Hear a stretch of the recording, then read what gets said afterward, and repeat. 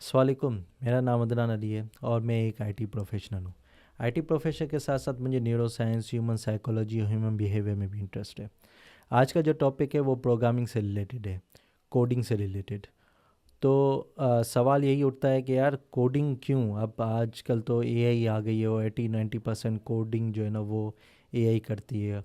और जो एआई की वजह से जो आईटी में जो स्टूडेंट्स आना चाहते थे वो दूर भाग रहे हैं। तो इसका जवाब ये है कि एआई कोड तो कर सकता है लेकिन मिस्टेक्स भी बहुत ज़्यादा करता है। मैं इसका एक एग्जांपल देता हूँ। मैं एक प्रोजेक्ट बना रहा था और प्रोजेक्ट पूरा मैंने एआई से बनवाया था, एजेंट से थ्रू। तो मैंने उसको एक फ़ीचर कहा कि उसने फ़ीचर डेवलप कर लिया, उसके बाद उसने एक बग छोड़ दिया उसमें। अब वो बग जो है ना वो रिज़ॉल्व करना लाजमी था। अब मैं उसको बार बार प्रॉम्प्ट दे रहा हूँ कि यार इसको ऐसे रिज़ॉल्व करो, ये करो, वो करो, लेकिन वो उसको रिज़ॉल्व ही नहीं कर रहा। अब मैंने दूसरी चैट खोली, बहुत सारी चीज़ें की जो मैं कर सकता था, लेकिन इन दी एंड उसने सॉल्व नहीं किया। फिर जाके मुझे उसका कोड रीड करना पड़ा, जिसमें 2-3 दिन लग गए मुझे। उसके बाद मैंने उसका बग फाइंड किया, फिर उसको समझाया कि यार ये तुमने ये गलत किया है, उसके बाद उसने सॉल्व किया। अब सोच सकते हैं कि यार जो मॉडल मैंने यूज़ किया होगा, अब जो लेटेस्ट मॉडल्स है वो यूज़ नहीं किया होगा, लेकिन मैंने लेटेस्ट मॉडल यूज़ किए थे, 4.8 ऑपस यूज़ किया था। और मैं फेबल 5 पे भी गया था और चैट जीपीटी के बड़े बड़े मॉडल यूज़ किए थे, लेकिन उसने सॉल्व नहीं किया। अब मुझे नहीं पता कि उसका रीज़न क्या था, क्यों सॉल्व नहीं किया, मुझे नहीं पता। दूसरा जो रीज़न है ना वो ये है कि मैंने बहुत सारे रिसर्च पेपर पढ़े और उसके अलावा बहुत सारी पॉडकास्ट वगैरह, बहुत सारे जो है ना वो रिसेंट जो है ना वो डॉक्यूमेंटेशंस पढ़े।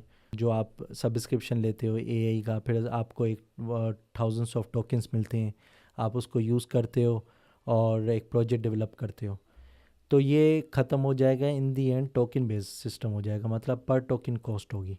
और जब पर टोकन कॉस्ट होगी फिर ये होगा कि आपको एक एक टोकन के लिए एक एक पैसा देना होगा। फिर आप कोडिंग की तरफ वापसी आओगे, क्योंकि देखिए अगर अगर मैं चाहता हूँ कि मैं एक फ़ीचर में ये चीज़ इम्प्लीमेंट करूँ, ठीक है, फिर मुझे एआई को बताना होगा कि ये फ़ाइल है, इस फाइल में इस लाइन के बाद जो है ना इस यहाँ पे मेथड लिखो, और मेथड लिख के फिर उसके बाद उसको इम्प्लीमेंट ऐसे ऐसे करो, ताकि वो बिला वजह फाइल्स रीड नहीं करे, लूप में ना चला जाए, सब एजेंट्स यूज़ नहीं करें। अब ये सारी चीज़ें अगर करेगा ना तो मल्टीपल टोकन्स खर्च होंगे, अगर मल्टीपल टोकन्स खर्च हो रहे हैं तो बहुत सारा पैसा खर्च होगा। जैसे एग्जांपल लें, अगर आपने 1 लाख का प्रोजेक्ट लिया हुआ है फ्रीलेंसिंग से और आप 1.5 लाख का टोकन्स खर्च कर रहे हैं, ये मेरे साथ हुआ है, कि इसके लिए आपको कोडिंग सीखनी लाजमी है। और कोडिंग के साथ मैं जो मशवरा दूंगा, आप software architecture, design patterns, software कैसे डेवलप होता है, ये भी चीज़ें लाजमी सीखें और इसको प्योरिटी पे रखें। क्योंकि एआई जो है ना वो कोड तो कर सकता है, लेकिन आप किस आर्किटेक्चर को फॉलो करना चाहते हो, कौन सा डिज़ाइन पैटर्न इम्प्लीमेंट करना चाहते हो, ये आपको उनको बताना होगा। अगर आपको नहीं पता, आपने स्टडी नहीं किया हुआ, तो आप कैसे इम्प्लीमेंट करना बता सकते हैं उसको? ठीक है। अब आते हैं कोडिंग पे। कोई कोडिंग सीखना चाहता है, कोई स्टूडेंट है, कोई प्रोफेशनल भी है, लेकिन एक न्यू प्रोग्रामिंग लैंग्वेज सीखना चाहता है, लेकिन वो सीख नहीं पा रहा। हज़ारों ट्यूटोरियल्स डाउनलोड करता है, हज़ारों कोर्सेज डाउनलोड करता है, लेकिन इन दी एंड उसको पता नहीं चलता कि मैं प्रोग्रेस कर रहा हूँ या नहीं। तो इसका एक सॉल्यूशन है, आप पहले पहले एक रोड मैप फाइंड करें। रोड मैप फाइंड करने का बेस्ट तरीका जो मैं अप्लाई करता हूँ वो ये है कि मैं मल्टीपल बुक्स डाउनलोड करता हूँ, और मल्टीपल बुक्स डाउनलोड करने के बाद उसको, उसके जो इंडेक्स पेजेस होते हैं ना, इंडेक्स पेज को रीड करता हूँ। और इंडेक्स पेज, सारे इंडेक्स पेजेस, सारे बुक्स के जो इंडेक्स पेजेस, उसको उसको कंबाइन करके एक टॉपिक्स लिख लेता हूँ एक पेज पे। अब टॉपिक्स लिखने का तरीका यही होता है कि आप उन टॉपिक्स को लें और एक पेज पे लिख लें। अब कभी कभी होता है कि आपका एक टॉपिक तीसरे स्टेप पे है और दूसरे बुक में दूसरे स्टेप पे वो टॉपिक है, तो आप कौन सा टॉपिक, आपको कैसे पता चलेगा ये टॉपिक पहले आता है या ये टॉपिक? तो आप कंपेयर थ्रू इंटरनेट, आपके पास इंटरनेट है, एआई के थ्रू आप एआई से पूछें, वो आपको बता देगा ये पहले आता है, ये पहले आता है। फिर उसके बाद आप उसको इस तरह अरेंज करें।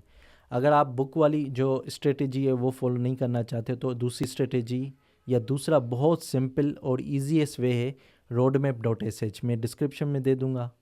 डिस्क्रिप्शन में आपको roadmap.sh से एक लिंक मिल जाएगी, आप उस लिंक को ओपन करें और जब लिंक को ओपन करेंगे तो उसमें आपको मल्टीपल फील्ड्स के मतलब आईटी के अंदर जो मल्टीपल फील्ड हैं, cyber security, software development, software engineering, इससे रिलेटेड आपको रोड मैप्स मिल जाएंगे और उसके साथ साथ आपको रोड मैप्स मिल जाएंगे प्रोग्रामिंग के, जैसे जावा प्रोग्रामिंग हो गई। हाँ, हो सकता है कि आपको कोई प्रोग्रामिंग लैंग्वेज आप सीखना चाहे वहाँ पे नहीं मिले, जैसे स्विफ्ट प्रोग्रामिंग है, हो सकता है वहाँ पे नहीं हो, तो उसका एक ऑप्शन है वहाँ पे roadmap.sh में।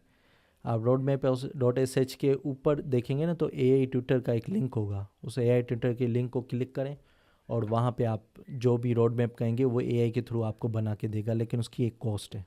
ठीक है, तीसरा है, लेकिन मैं उसको रिकमेंड नहीं करता क्योंकि हर कोई अपने हिसाब से वो बनाता है। कोर्सेज़ का एक तरीका है, आप कोर्स खोल लो, कोर्स में क्या क्या पढ़ा रहा है वो आप देख सकते हैं, उससे आपको एक रोड मैप मिल जाएगा। लेकिन ये मैं रिकमेंड नहीं करता क्योंकि हर किसी का अपना कोर्स का पढ़ाने का तरीका होता है, अपने टॉपिक्स होते हैं, उसके हिसाब से चलते हैं, तो ये पता नहीं चलता। अच्छा, अगर आप चाहते हैं एडवांस लेवल में, जैसे स्प्रिंग बूट पढ़ना चाहते हैं, मैं जब जावा प्रोग्रामिंग सीख रहा था तो मैं जल्दी सीख गया था, लेकिन इन दी एंड मुझे फ्रेमवर्क पढ़ना था तो मुझे बहुत मुश्किल हुई थी। उसका भी सेम पैटर्न है, आप spring book introduction to Spring Boot की जो बुक्स हैं वो डाउनलोड करें और मल्टीपल बुक्स डाउनलोड करके उसका रोड मैप फाइंड करके आप उसको स्टडी कर सकते हैं। अब स्टडी करने का तरीका ये होता है, प्रोग्रामिंग को जो नेक्स्ट स्टेप है हमारा वो ये है कि आप अपने आप को एडिक्टिव कर लें प्रोग्रामिंग से। और एडिक्टिव करने का तरीका ये है कि एक दिन आप पूरा जो एक दिन है ना वो प्रोग्रामिंग को दो, उसके अलावा और कुछ नहीं करो। एग्जाम्पल, कन्वर्टर्स होते हैं जैसे kilometre to metre, metre to kilometre, ऐसा एक प्रोग्राम लिख लें और उसके बाद आप ऐसे 100 प्रोग्राम्स बनाएं एक दिन में। अब सिंपल ये हो सकता है स्टूडेंट्स मेरे वीडियोस देख रहे हों और उनको नहीं पता चल रहा हो कि यार कन्वर्टर तो कह रहे हैं लेकिन उस प्रोग्राम को बनाएंगे कैसे। सिंपल है, वेरिएबल्स थोड़ी स्टडी कर लें, हेलो वर्ल्ड का प्रोग्राम थोड़ा स्टडी कर लें, फिर थोड़ा मैथमेटिकल जो है ना प्रोग्राम्स थोड़ा स्टडी कर लें, उसको ट्यूटोरियल्स आपको यूट्यूब पे मिल जाएंगे कि कैसे मैथ के प्रॉब्लम्स करते हैं। ये सिंपल प्रोग्राम्स है, ये ज़्यादा एक्सप्लेन करने के लिए मुझे ज़रूरत नहीं है, मुझे पता है कि आप कर लेंगे ये सिंपल प्रोग्राम। फिर आप 100 प्रोग्राम्स बना लें। जब आप एडिक्टिव हो गए, एक बार आपने 100 प्रोग्राम्स कंप्लीट कर लें, आप इनविंसिबल हो गए, आप प्रोग्रामिंग के बगैर रह ही नहीं पाएंगे। ये मैं अपने तजुर्बे से बता रहा हूँ, मेरे पास अभी भी लैपटॉप में 100 जो प्रोग्राम्स मैंने बनाए थे वो पड़े हैं, और जो बुक्स में रोड मैप के लिए लेता हूँ वो भी मेरे पास पड़े हुए हैं। प्रोजेक्ट्स हैं वो कैसे बनाएं आप। अब ये होता है जो सीख रहा है वो ज़्यादातर ये होता है कि वो थ्योरी सीखता है, मतलब थ्योरी सीखने के बाद सीधा जाता है प्रोजेक्ट के पास। नहीं, पहले आपको अपनी लॉजिक बिल्ड करनी है। जब तक आपने अपनी लॉजिक बिल्ड नहीं की ना, तब तक आप कोई प्रोजेक्ट नहीं बना सकते। हाँ, बना हो सकता है आप देख के बना लें, लेकिन इन दी एंड ऐसे कोडिंग के स्टेप्स होते हैं जो आपको लॉजिक ही बता सकता है। जब तक लॉजिक आपकी डेवलप नहीं होगी आप तब तक आप उसको स्टडी नहीं कर सकते। अब जो दूसरे डेवलपर्स होते हैं वो रिकमेंड करते हैं लीड कोड चले जाओ, हैकरिंग चले जाओ, और इसके अलावा कोडवर्स चले जाओ। ये तीनों जो वेबसाइट्स हैं इसकी लिंक्स भी डिस्क्रिप्शन में दे दूंगा मैं, उसमें चले जाओ। लेकिन मैं रिकमेंड नहीं करूँगा इसको, क्योंकि उसमें ये होता है कि आप जाएंगे, आपको हेलो वर्ल्ड प्रोग्राम हो सकता है आपको दे दें टास्क में, आप उसको सॉल्व करेंगे, फिर इन दी एंड आपको हाई लेवल के जो प्रोग्राम्स है वो दे देगा, फिर आप सॉल्व नहीं कर पाएंगे और आप छोड़ देंगे। तो स्टेप बाय स्टेप चलने का तरीका यही है कि आप एक वेबसाइट है w3school.in वाली वेबसाइट है, वो भी मैं डिस्क्रिप्शन में दे दूँगा, आप उसमें चले जाएँ। वहाँ पे इफ़ स्टेटमेंट के और लूप के दोनों के आपको टास्क मिल जाएंगे, सिंपल टास्क हैं और इतने मुश्किल भी नहीं है, आप खुद उसको सॉल्व करें। लॉजिक के प्रोग्राम्स को करने के लिए आपको 100 प्रोग्राम्स, उसके अलावा बेसिक्स आनी चाहिए। जब तक बेसिक नहीं आएगी आप लॉजिक डेवलप नहीं कर सकते। तो इफ़ स्टेटमेंट के प्रोग्राम्स होंगे, इफ़ स्टेटमेंट के बाद आपके पास प्रोग्राम्स होंगे लूप्स के, जैसे स्टेरिक से जो स्टार होता है, स्टार से आप ट्रायंगल कैसे बनाएंगे, ये सारी प्रोग्राम्स होंगे, उसको प्रैक्टिस करते रहें। अब नेक्स्ट स्टेप प्रोजेक्ट्स होते हैं। प्रोजेक्ट्स में आप मिनी प्रोजेक्ट बना लें, कैलकुलेटर बना लें, बहुत सारे मिनी प्रोजेक्ट्स आपको नेट पे मिल जाएंगे, आप ChatGPT से सर्च कर लें, बहुत सारे आपको मिल जाएंगे, आप ये सॉल्व कर लें। अब ये जो मैं सारी चीज़ें बता रहा हूँ ये बिगिनर लेवल के हैं, ठीक है। एडवांस लेवल जो स्प्रिंग बूट हो गए, या स्प्रिंग बूट मैं इसलिए कह रहा हूँ क्योंकि मैं जावा प्रोग्रामर हूँ, ठीक है। जैसे PHP का लारावेल है, कोऑर्डिनेटर है, ज़्यादातर मशहूर जो है वो लारावेल है। ऐसे आप उसको स्टडी कर सकते हैं। अब ये जो फ्रेमवर्क्स हैं, इसका मैं आपको एक इंट्रो बता देता हूँ। ये फ्रेमवर्क्स क्यों बनाए गए हैं और इस फ्रेमवर्क्स को पढ़ना क्यों लाजमी है। असल में हुआ ये था, इंडस्ट्री में जो बड़ी बड़ी कंपनीज़ हैं, वो बड़ी बड़ी कंपनीज़ अगर प्रोजेक्ट बना रही है, बड़ा प्रोजेक्ट कोई डेवलप कर रही है, ERP वगैरह कुछ भी, तो जो प्रोग्रामर्स होते हैं वो अपने हिसाब से कोडिंग करते हैं, अपने हिसाब से फोल्डर्स के नाम रखते हैं, ठीक है। फिर नया डेवलपर आता है तो उसको सिखाना पड़ता है, उसको बताना पड़ता है कि ये फोल्डर्स हैं और इस फोल्डर्स में ये फाइल्स हैं, ठीक है, और ये कोडिंग हुई है, ये ऐसे कोडिंग हुई है, फाइल को मैं ऐसे स्टोर कराता हूँ, ये सारी चीज़ें होती हैं। तो इशू ये आ रहा था कि अगर दूसरा डेवलपर आए तो दूसरे डेवलपर को सीखने में 3 या 4 से महीने लग सकते थे, लेकिन नोटिस पीरियड ज़्यादा से ज़्यादा 1 महीना होता है। तो उसकी वजह से दूसरा जो डेवलपर है वो कैसे सीखेगा, ठीक है। यार मैं अब 1 महीने में सारा कुछ कैसे सीखूंगा, तो ये इशू आ रहा था। इस इशू को रिजॉल्व करने के लिए इस फ्रेमवर्क्स आए। फ्रेमवर्क्स में ये कि वो फ्रेमवर्क्स बताते हैं कि ये हम आपको फोल्डर्स का स्ट्रक्चर बता देते हैं, उस स्ट्रक्चर को आपको फॉलो करना है।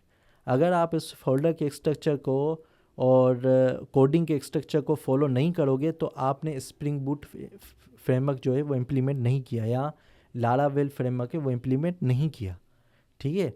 अब वो आपने स्ट्रक्चर फॉलो किया तो एक नया डेवलपर आएगा, उसको पता होगा इसने स्प्रिंग बूट यूज़ किया हुआ है तो इसका स्ट्रक्चर ऐसे ही होगा, क्योंकि वो जनरल स्ट्रक्चर होता है, वो सबको पता है होता है कि यार इस फ्रेमवर्क का स्ट्रक्चर ऐसे है और इस फ्रेमवर्क का स्ट्रक्चर ऐसे है। ये चीज़ें हो गई, ठीक है।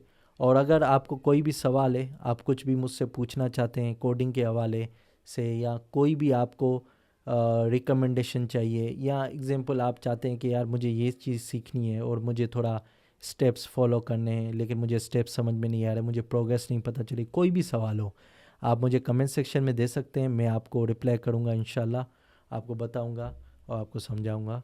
Thank you so much. अल्लाह हाफिज़, टेक केयर।